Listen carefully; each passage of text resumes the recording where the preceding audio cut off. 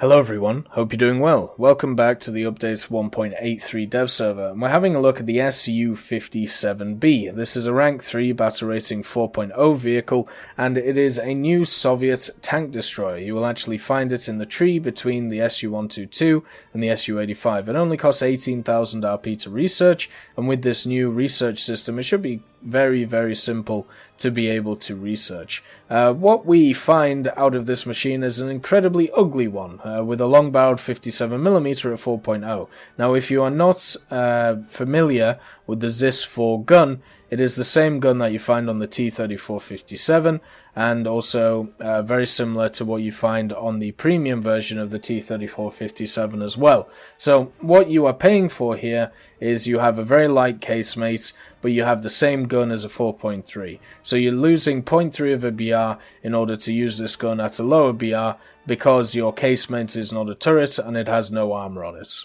The armor of this machine is 25mm all around. So what you have is 25mm on the front, low glacis is 25, then these corners are 25, the sides are 16, the back is 16, and the top is 10. So this is going to get absolutely shredded by a lot of aircraft who decide to see you on the battlefield. You're quite large, your large area at the back here, and also tanks. Technically, since this thing only has 25mm on the front, it should be able to be hull broken and destroyed, but because of the way that the crew is, I don't think that will even be an issue.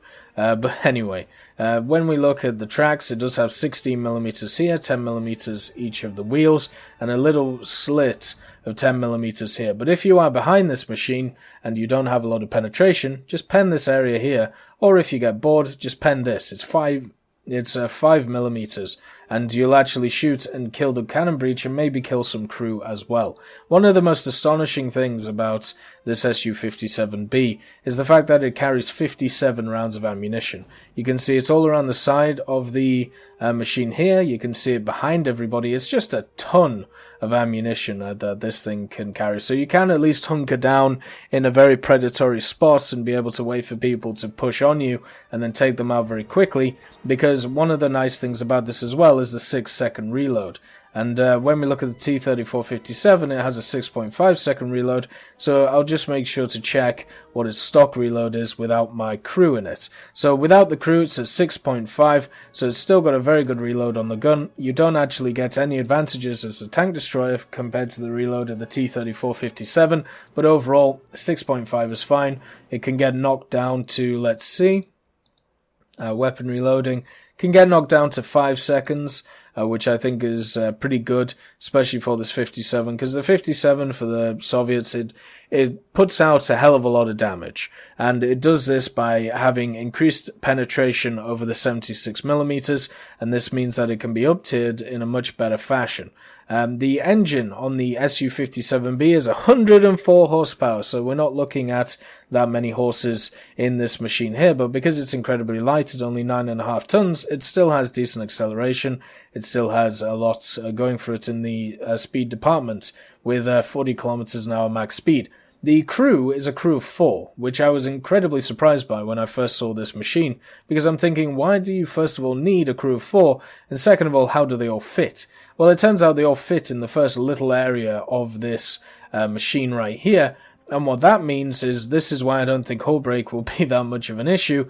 Killing these guys will be incredibly easy to do, because you've got this big empty space at the bottom. Yes, you don't have a lot of armor, so a lot of your rounds will just go through and hit the engine, but at least it'll knock it out, and then it'll either hull break it, or you can kill the crew. If you are aiming for a decent position to shoot at, shooting on the right side as you were looking at it of the SU-57B takes out the horizontal aiming drive, should take out the gunner, and also the loader. The left side is the driver and the commander. I don't think they're as useful as the gunner and the loader are in this configuration and for this vehicle, so therefore doing that should be, simple to do. As I said, this thing is so compact. When it comes to the amount of people in it, the ammunition is also everywhere. So even if you take 20 rounds, it still should be able to make this thing blow up without any real issue. Something to look at is the modification. So it starts off with this BR-271 round, 120mm of penetration, which is a decent amount of penetration for a 4.0 vehicle, and then you upgrade it with the BR-271K. There is no reason to not use the BR-271K over the BR-271.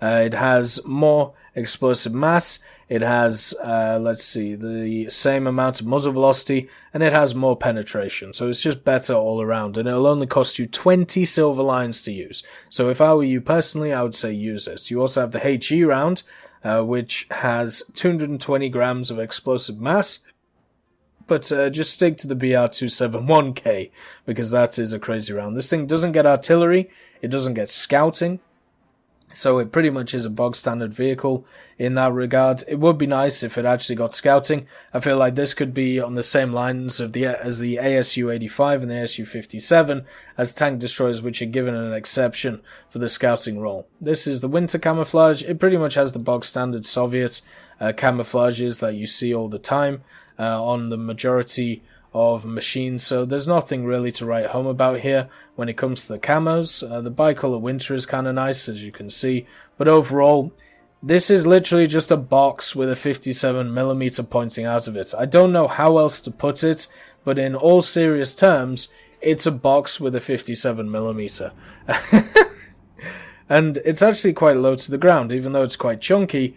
I can actually see this thing being set up in positions. Here, I'll show you. So it doesn't have dual drive, but it's still, with the tracks upgrade and the engine upgrade, it's able to move quite quickly and quite nippily.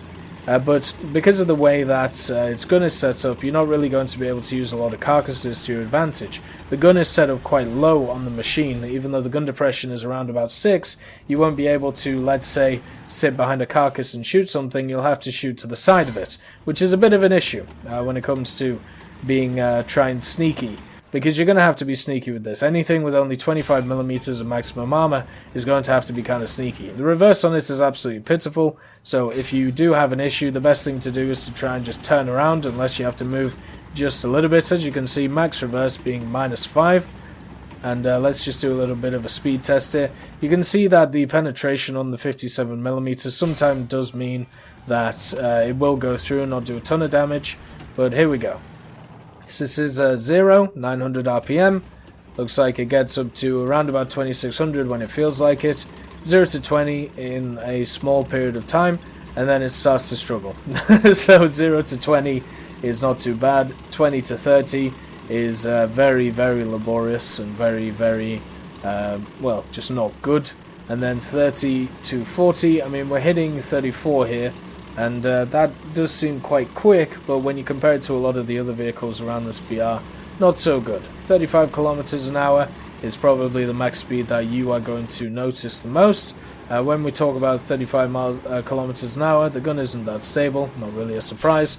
But just to give you an idea of the traverse of the gun. So one of the big issues with non-turreted vehicles is that you can't turn the turret because you don't have one. So you've got to work out what the traverse is. So this is the traverse to the right. As you can see, a decent angle on it, probably about 35 degrees roundabouts, and then this is it to the left. So you can see that you can cover the majority of the front of the vehicle, and then to change, and be able to actually maneuver to cover the rest. The vehicle itself is actually quite maneuverable in the track area, so I'm not actually too worried about this compared to a lot of other tank destroyers, such as like the Jagdpanzer IV, of getting a gun on target. The issue that I personally think will not really plague this thing, but will be something to think about, is the fact that the gun is really high penetration. It's really great on the T-34, because what you can do is after the first shot, you are personally able to go... Oh, ammo exploded on that. But you are personally able to either get around the side of a vehicle or reposition really effectively to get the second shot to finish it off. If your APHE doesn't do it in one shot.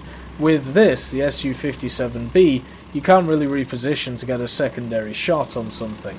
Because in order to play this without really screwing up, you're going to have to play it incredibly defensively because you have absolutely no armor. So you're going to have to aim really well, which, a lot of people will. Holy hell! 2 ammo racks in 2 hits. Lovely. But yeah, if you wanna play this properly, you're going to have to play in positions which are incredibly defensive. And I know a lot of people are completely fine with that. Me personally, I'm completely fine with that. I'm just happy it has a little bit of speed behind it, and the gun itself is very high penetration for its tier. Now the question is always, with these new ground vehicles, can you actually build a lineup around it?